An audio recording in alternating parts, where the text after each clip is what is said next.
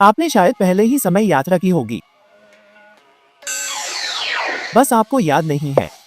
एक अध्ययन कहता है कि जैसे ही आप वापस आते हैं, आपकी यात्रा की यादें मिट जाती हैं और आप इसे एंट्रोपी पर दोष दे सकते हैं। इसे समझने के लिए हमें पहले बंद समय जैसी वक्रों या सीटीसी के बारे में बात करनी होगी। ये एक बंद रास्ता है जहां एक कण यात्रा कर सकता है और ये ठीक उसी समय अपने शुरुआती बिंदु पर वापस आ जाता है। दूसरे शब्दों में, यह एक ब्रह्मांडीय समय चक्र है। इस नोटबुक पेपर को लें, प्रत्येक रेखा को एक अलग समय रेखा के रूप में देखें। अब अगर आप उस कागज को रोल करते हैं तो रेखाएं जुड़ जाती हैं, वे एक निरंतर रेखा बनाते हैं। यही सीटीसीज हैं, बंद टाइमलाइंस जिनका कोई आरंभिक बिंदु नहीं होता। अतीत और वर्तमान एक आंतरिक समय चक्र में मिलते हैं। अब एक व्यावहारिक उदाहरण, आप पार्क में टहल रहे हैं, एक महिला आपके पास से दौड़ती है और एक कुत्ता भौंकता है। आप चलते रहते हैं, फिर 1 मिनट रुको। आपको एहसास होता है कि आप उसी जगह पर वापस आ गए हैं जहां से शुरू किया था। वही महिला फिर से दौड़ती है और कुत्ता फिर से भौंकता है।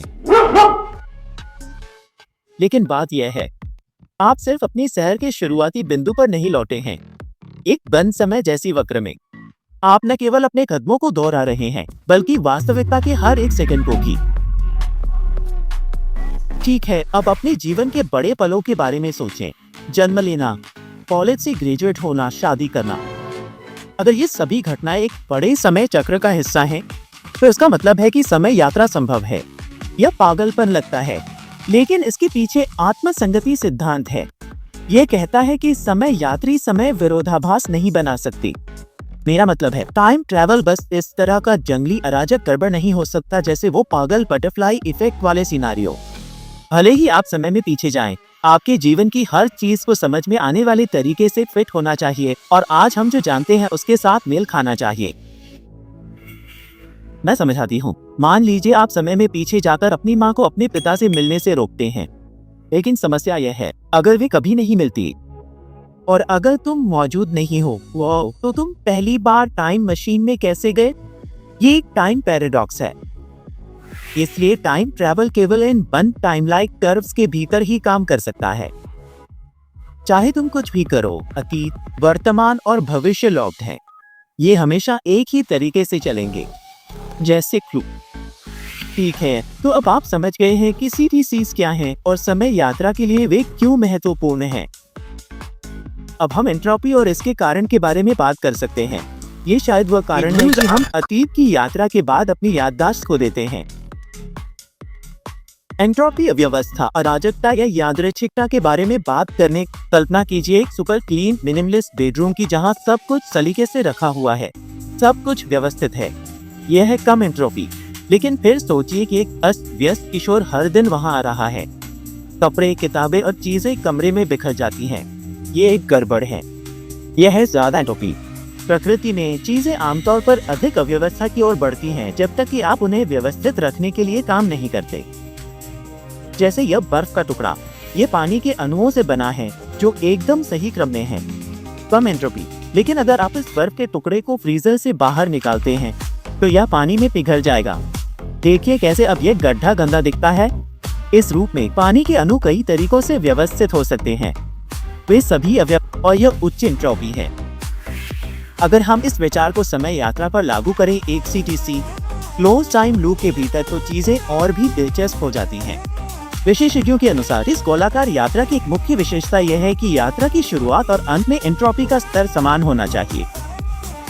यहाँ एक उदाहरण है, आप बस अपनी रोजमर्रा की जिंदगी जी रहे हैं, कुछ खास रोमांचक नहीं हो रहा, तो एंट्रोपी का स्तर कम है। लेकिन फिर आप टाइम मशीन में जाते हैं और अतीत में लौटते हैं, ठीक पहले जब आपने अपने हाई स्कूल स्वीटहार्ट से। समय यात्रा के दौरान अतीत को बदलने और अपनी कहानी को अराजकता में डालने की संभावना अधिक है। मान लीजिए कि आप उसका ब्रेकअप नहीं करते और इस मौके पर उसे प्रपोज करने का फैसला करते हैं। देखिए कैसे सब कुछ उल्टा हो सकता है ना? जब आप अतीत में जाते हैं तो एंट्रोपी का स्तर ऊंचा होता है। अब आप उस पल पर पहुंचते हैं जब आप अपने पुराने प्यार से बात करने वाले होते हैं। उस समय एंट्रोपी चरम पर होती है। आप घुटनों के बल बैठने वाले होते हैं। उसे सगाई की अंगूठी दिखाने वाले होते हैं। खैर, यहाँ आता है सेल्फ कंसिस्टेंसी प्रिंसिपल, और ये इस पूरे रोमांटिक विचार पर ठंडा पानी डाल देता है। याद रखें, बंद समय जैसी वक्र में कुछ भी वर्तमान वास्तविकता को नहीं बदल सकता। समय यात्री द्वारा अतीत में किए गए बदलाव ऐतिहासिक विरोधाभास नहीं बनाते। माफ करना, लेकिन आप उसके साथ नहीं रहेंगे। आप समय मशीन में लौटने का निर्णय लेते हैं। आप अपनी दिनचर्या, नौकरी और अकेली जिंदगी में लौट आते हैं। समय चक्र पूरा होने पर आपकी समय रेखा व्यवस्थित हो जाती है। अब एंट्रोपी का स्तर कम है, फिर से जैसे आपकी यात्रा की शुरुआत में था। ऐसा लगता है जैसे आपने सिस्टम को रीसेट कर दिया, और यही इसका बुरा साइड इफेक्ट है।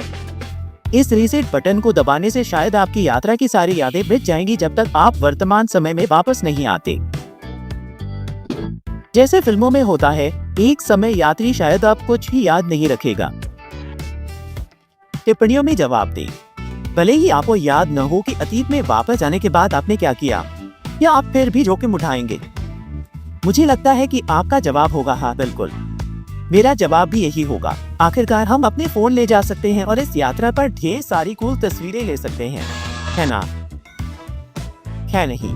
यहीं पर भौतिकी के नियम फिर से हमारी उम्मीदों को तोड़ देते हैं।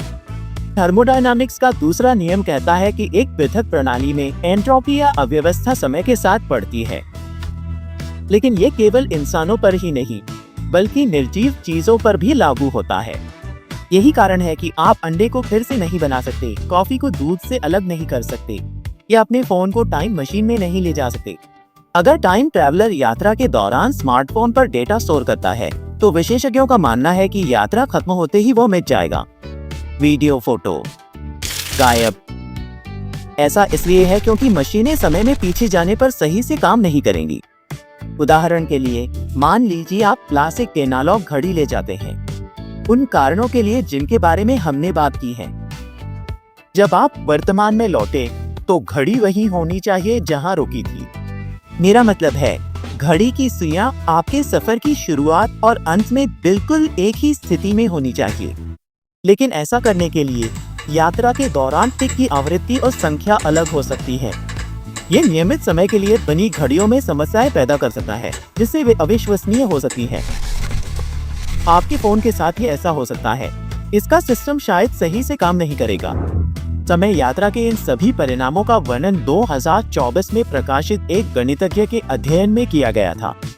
हालांकि उनकी थ्योरी ये निर्धारित नहीं करती कि समय यात्रा संभव है या नहीं।